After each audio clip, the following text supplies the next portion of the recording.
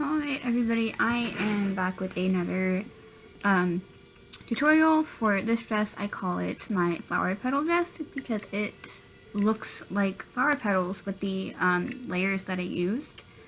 So the first thing to do is select the color that you want. I went with the purple.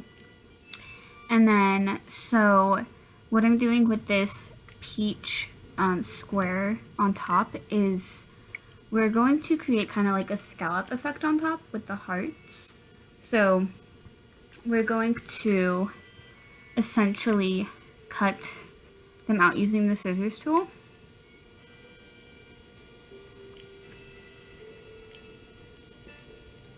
And then we're going to do that with 3 different hearts.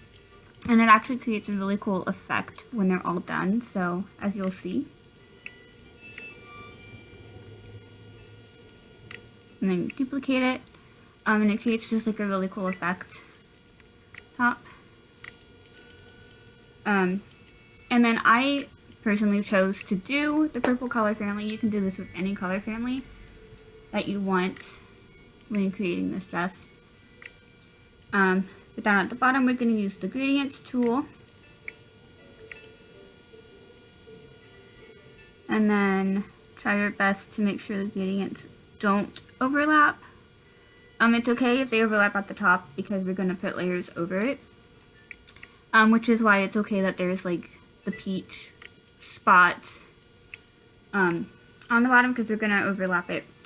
So to create the flower petal effect, we go under miscellaneous and grab what some people call like the tattered motif. And it's not as common of a motif. So if you're not aware that it's there, it's under the miscellaneous tab. And we're going to do this a lot to really create that effect. But you want to use the same color for the bottom layer of the petals, I guess, since it's like a flower petal dress, is what I'm calling it, to be the same color as your gradients. The color that you selected for your gradient.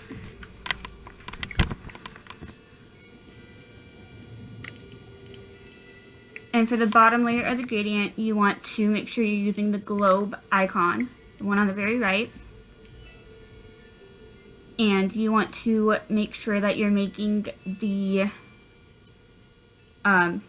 layers as big as they possibly can. As big as they possibly can be.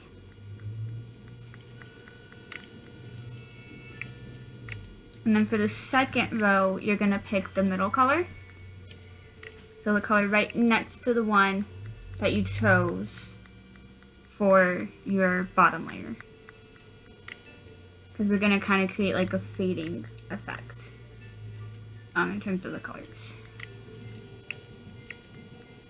But I love like kind of how the dress turned out in terms of like the colors and everything, so I really wanted to do a tutorial for you guys.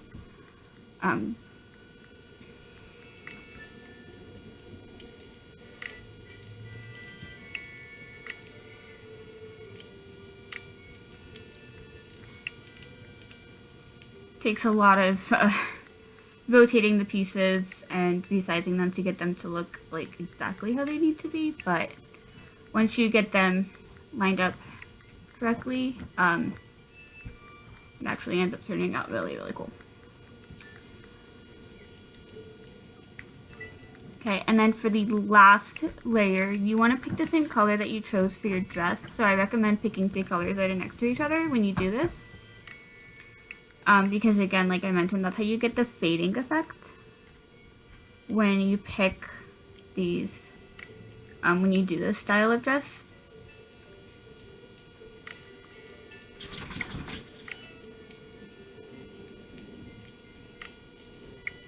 And then we're still adding more to it.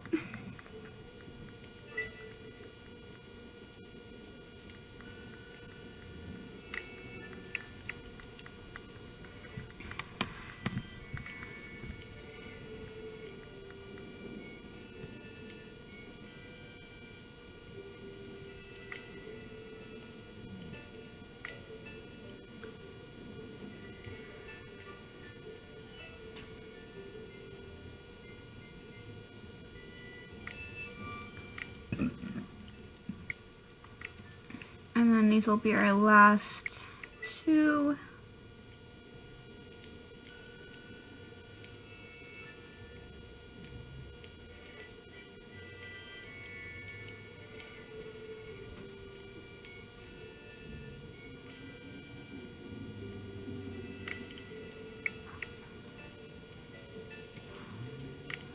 And then on the top, we're going to do a flourish pattern, and we're going to do it in the last member of that color family that we picked, just to kind of keep it within that family, but still make it kind of stand out. And we're going to kind of line them up like that. It took me a while to get them where I wanted them, guys. Sorry. But once we get them lined up correctly, yeah, that's it. That's how you create that dress. If you guys like what you see, make sure to subscribe for more dress tutorials, and I'll see you next time.